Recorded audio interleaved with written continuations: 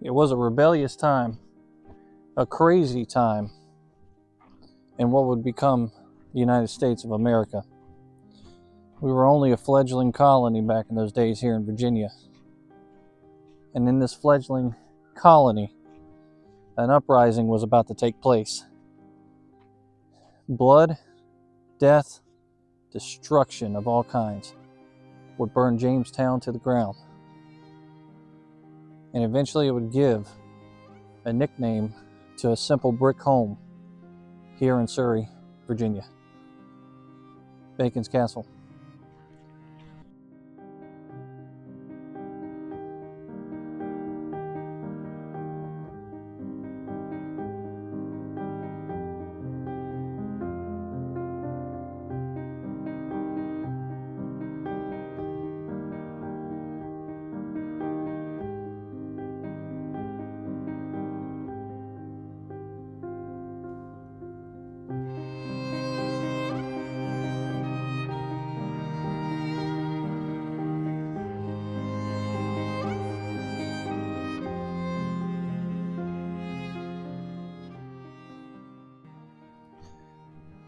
One of the less visited places out here in Virginia just happens to be here in Surry, at a place called Baconscastle.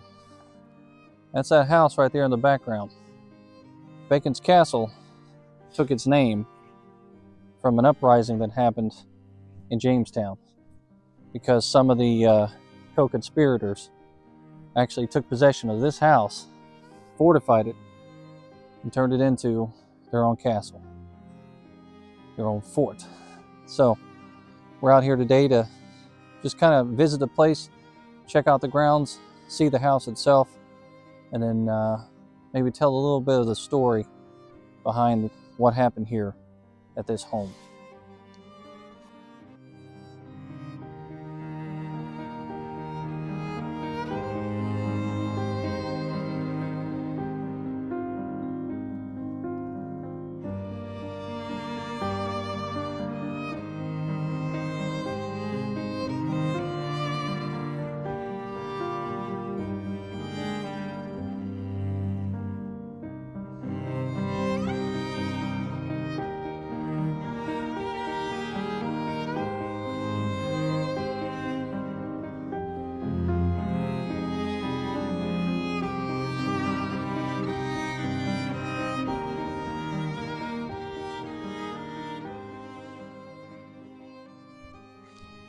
Now, Baconscastle was called a fine old brick home.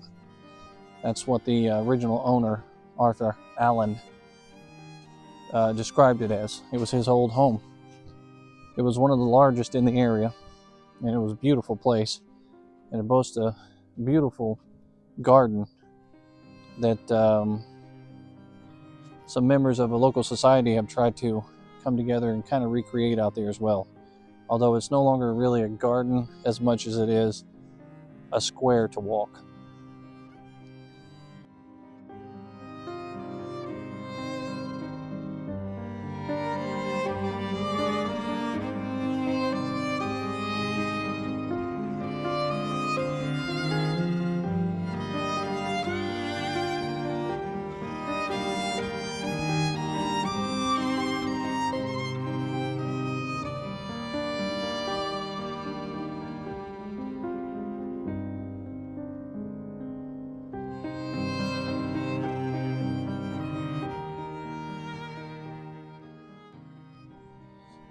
Like we said in the opening, the 1600s was a very trying time for the colony.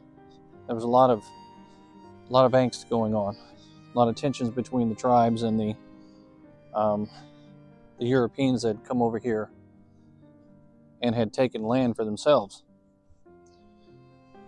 Those tensions boiled over in a lot of areas, and the colonists that were here,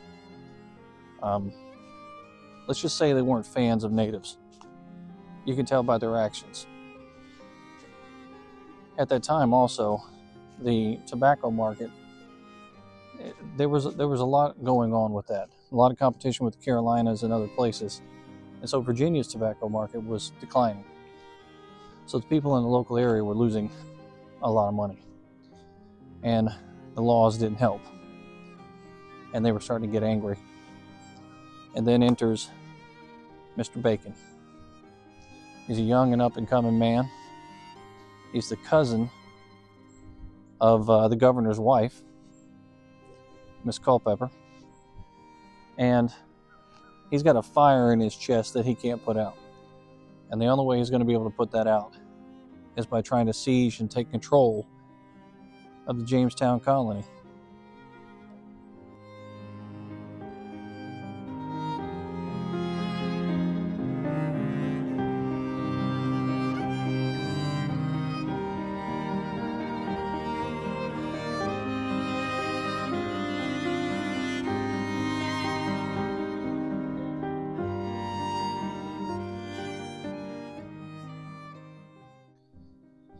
Now, this isn't a video about Bacon's Rebellion, so I'm not going to go through all the details in this video because I plan on doing another much larger video and talk about Bacon's Rebellion at length, and also take you to the places where a lot of the things happen, because you have to understand Bacon's Rebellion happened over large swaths of land, all the way towards Henrico,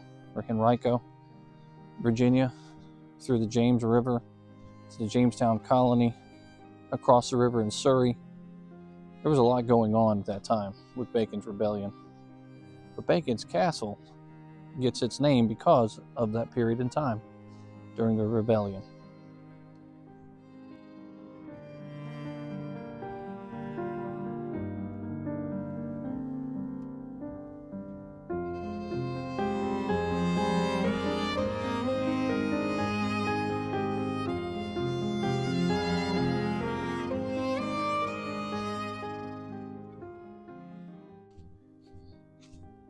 I don't normally like telling large events in a nutshell because there's so much to capture, but I'll give you the brief overview while we're doing the Bacon's Castle video.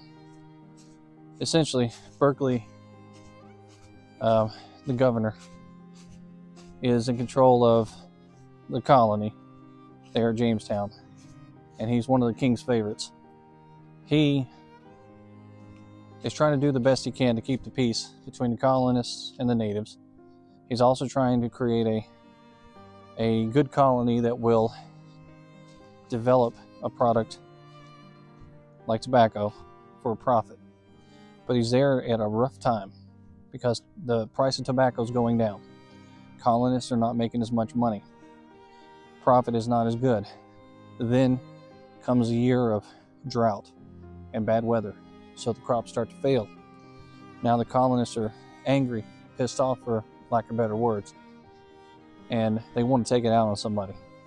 So the colonists decide to take it out on the natives in the local area, and they start a fight with them. The natives in the local area fight back. A bunch of people start to get killed, and then rises Mr. Bacon. Bacon's a young man. He's cocky. He thinks he knows everything, and he believes he's the right leader for that time. Bacon raises a militia, roughly 200 men. He goes to attack Indian tribes, and he kills a bunch of people. He kills indiscriminately. It doesn't matter if you're a child, a woman, or a grown man. They're killing people. Now a war is really getting started. Berkeley is trying to do the best he can to squash it. So he raises 300 gentlemen, as he called them, fully armed, to squash the rebellion.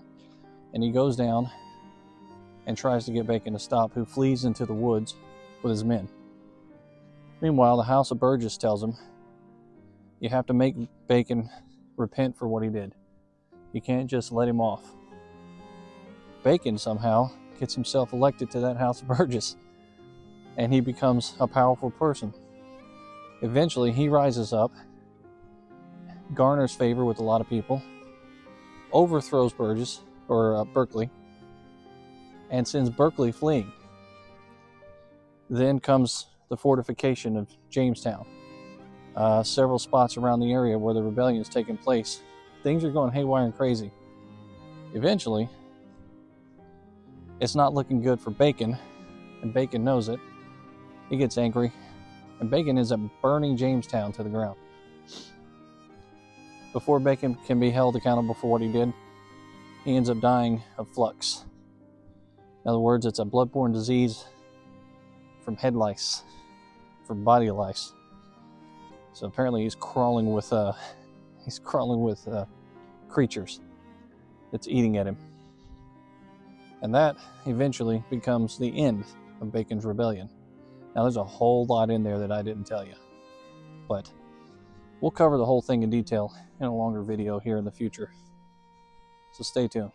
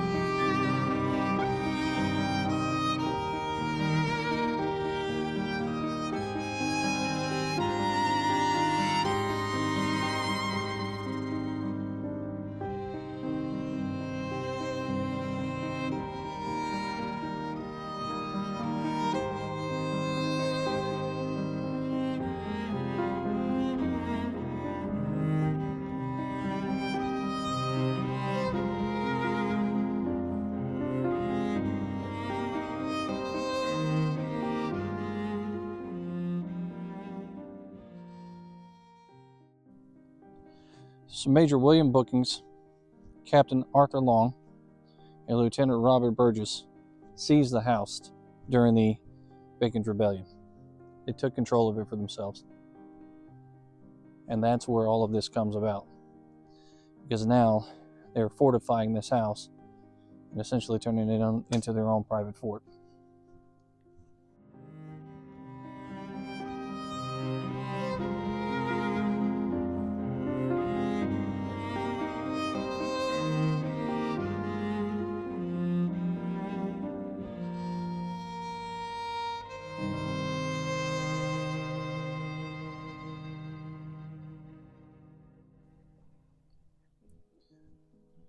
Now, thankfully for history, Virginia boasts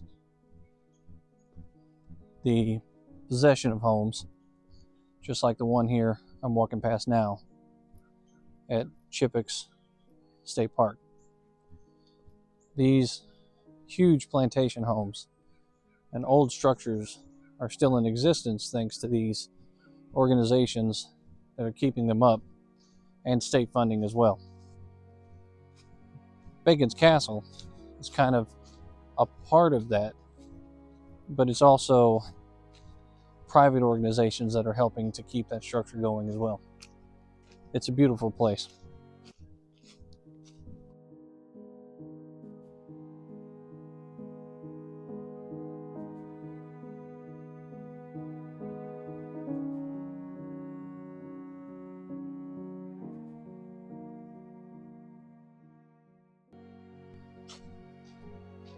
After the siege of the home, the fortification of the home, sailors from the Young Prince, which is a ship that was posted out there, came ashore and came to the property, and a fight ensued with the people that took control of Bacon's Castle, or the old brick home. And the captain of that ship, Captain Robert Morris, claims to have carried the fort. And I think that was probably the first time it was mentioned that the location was a fort or a castle of any sort. Now, legend has it, Bacon's Castle didn't get its name until much, much, much later on, when people started looking in retrospect at the property in history. And that's when it started getting its title, Bacon's Castle. Now, if you're looking for a castle, you're not going to find one. It's about as close to a castle, I guess, as we're going to get, unless you go to the Biltmore Estate. But it is a beautiful property and an amazing structure. Just the way it's designed, well, it will take your breath away looking at the brickwork and knowing how long that structure's been here in the United States, knowing that that structure even existed during those fledgling colonial days. It's pretty amazing.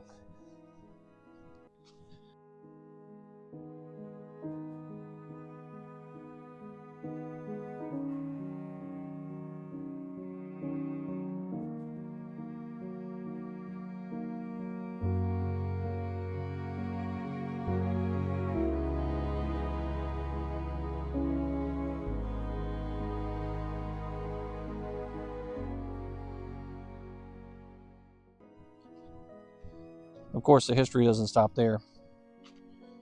The property, after it changes hands many times, ends up in the Henkins family estate.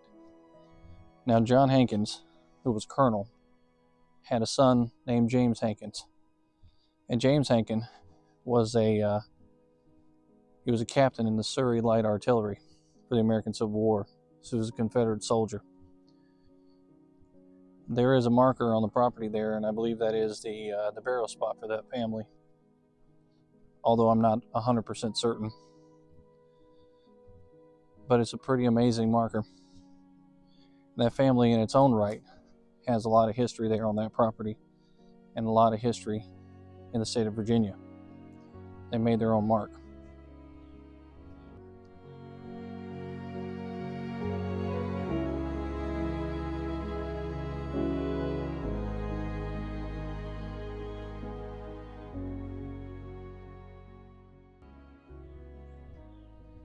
Now, behind the property, there are several buildings.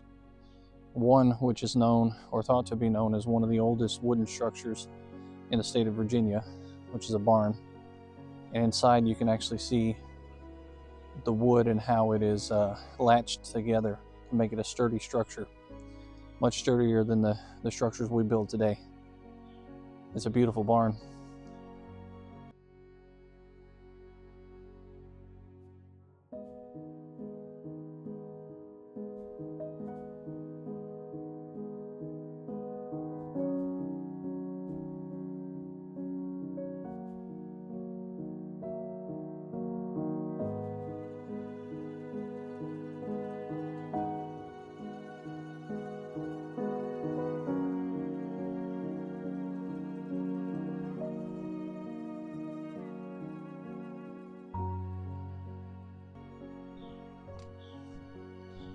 Another structure that's on that property is a smokehouse that was built in the 1820s. It's just a very simple smokehouse, very common building that would be on most properties in those days, because that's how you preserve meat. It's pretty neat to look inside that and take a look and see what it looks like in there, and the dingy color and the top of the building and everything.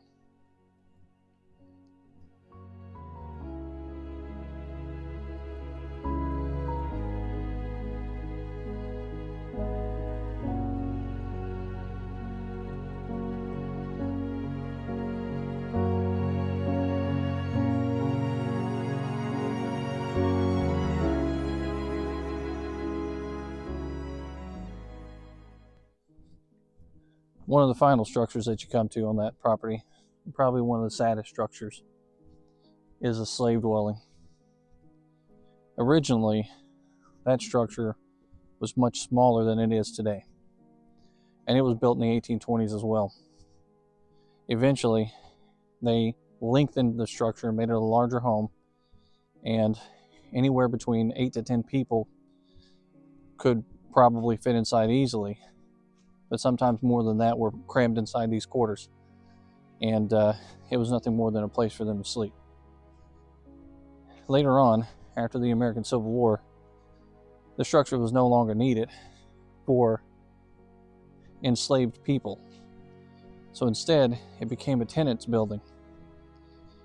Now what that means is you have poor people who are now working your farms that cannot afford anything, and so as payment to them to work your farms, you are now housing them in that house that's on your property and likely feeding them.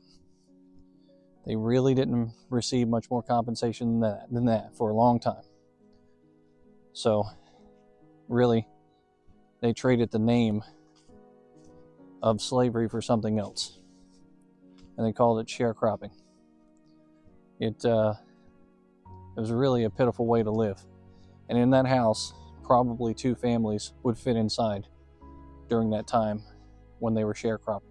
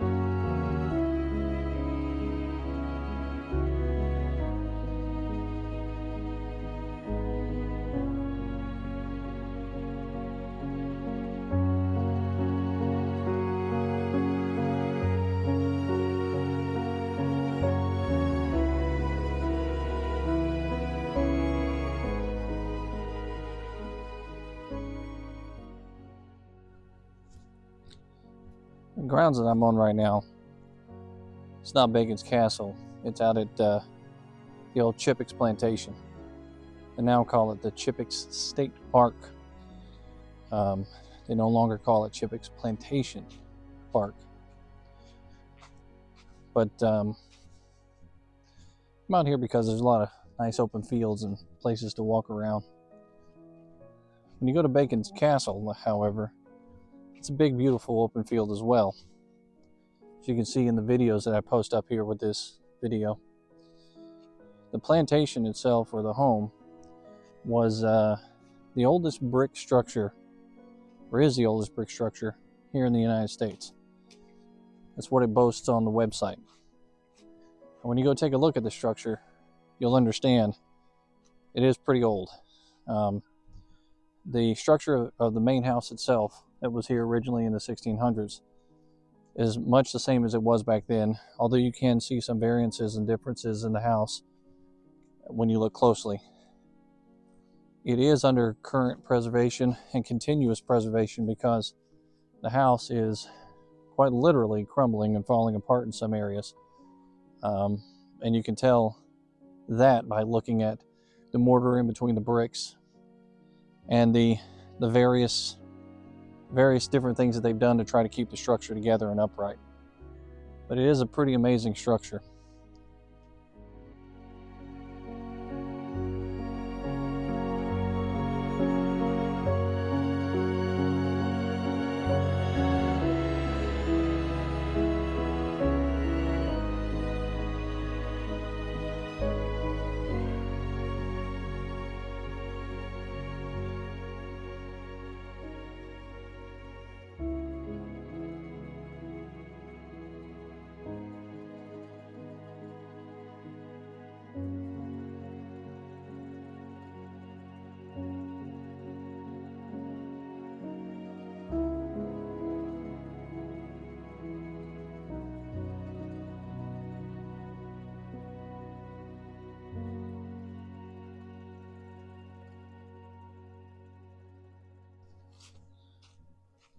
Well, I hope you've enjoyed this quick tour around the property. It was called Baconscastle. And I really enjoy going out to these places, small places like that. If you happen to have some place that you know of in your area that you'd like to see featured or a story, by all means put it in the comment section below. and let us know. We'll go out to those properties and we'll find the story and we'll tell it best we can. Until next time, this is History with Waffles.